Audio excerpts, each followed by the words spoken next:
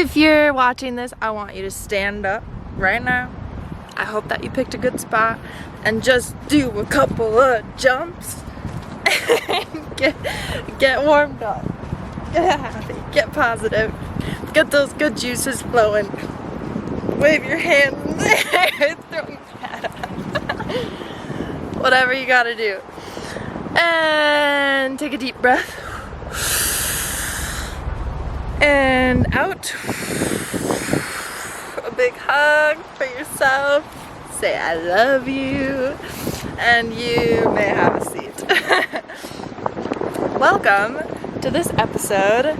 We are talking all about the energy of giving and what that brings back to you.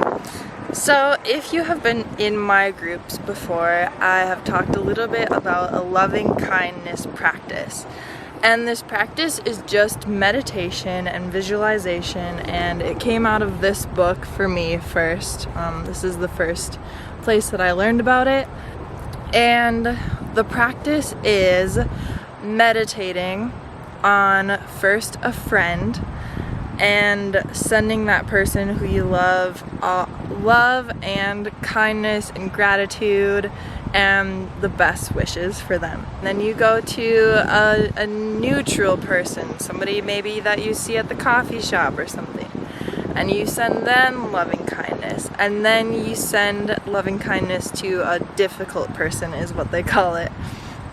And so the practice is to practice sending out loving kindness to people who maybe you won't get that from back. It's just giving it without being attached to receiving something from them.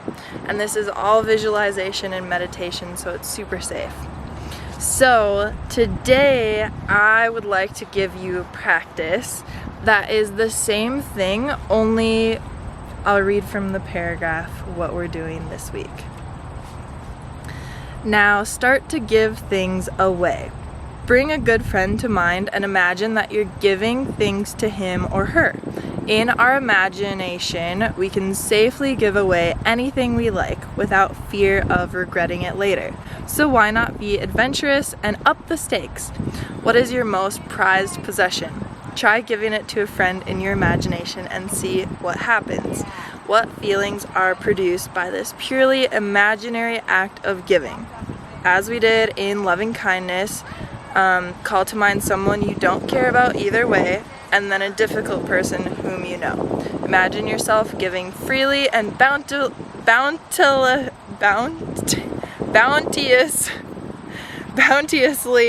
to all of them. You can go through things you'd like to be able to give them more. Money, possessions, time, affection. Just imagine yourself giving. So the practice of imagining giving is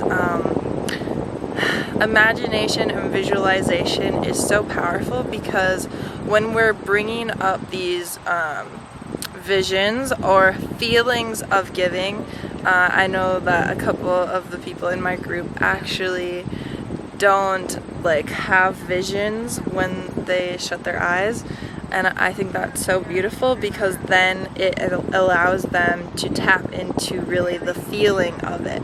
So you're feeling what it would be like to give to this person, and you're feeling the feeling that you get when you give somebody. My great-grandma, my grandpa always tells me this story, but my great-grandma would tell him, you can't deny a gift from somebody, because then you're denying the giver the pleasure of giving, right? You're denying the gift that the giver gives from giving, if that makes sense. So allowing yourself to be that giver in your imagination, to light yourself up and feel those feelings of being generous and having more than enough to give. So you're sending your subconscious mind, even in your imagination when you're imagining these things, you're sending your subconscious mind a signal that you have more than enough to give. You have so much, you're abundant. And these feelings, because our feelings are attractive, they attracts like.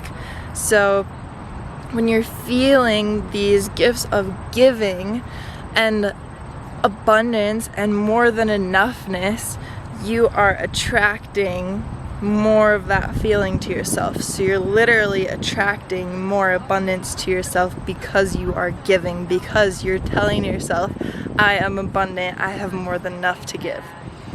So I really want you to focus your mantra this week on, I have enough, I have more than enough to give, I am abundant, I am abundance. One of my favorite mantras ever that my go-to medium, my go-to intuitive said in one of our sessions was, she said, Lexi, abundance streams through your spirit. And I go, yes, it does. So abundance streams through your spirit. It streams through your spirit too. Our natural ability to be, when we aren't attached to this physical body, when we are released from resistance, the resistance of our thoughts being like, I don't have enough money for rent this month, or whatever it is, or the worry that we won't have enough, that's all resistance, and that's creating blocks to our abundance. That's why meditation and releasing that bobber, releasing resistance is so important, because naturally we sit in a place that is full of abundance. Abundance naturally streams through our spirit. You just have to allow it. So, allowing yourself to feel abundant might mean first visualizing or feeling that you're abundant, having that practice of, in my imagination, I am giving, I am abundant, I am abundance, I have more than enough to give. I want to keep saying these things to pound it into your brain. And then if you're feeling up to the challenge, I would like to actually challenge you to physically give more than you normally would. So when you go to the coffee shop, give $2 instead of $1. When you go to clean out your closet, find something that you don't want to wear and give it, donate it. If you're looking to attract more money, then give more money. Give to that place that causes you inspiration.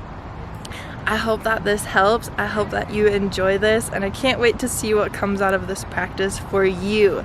September is a month of giving because we're cultivating, we're reaping the benefits of everything that we have sown for the last 8 months. So we're on the home stretch of 2020. We have 4 more months left, and I want these months to feel like full of abundance. And to signal that abundance, I want you to give more. So we're doing this as a community, giving more to feel that gift of giving. I love you. I'm so grateful that you're here. Thank you for your time with me, and I can't wait for our next chat. Until then, go spread love, peace, and the power of positivity. Peace out, whistlers.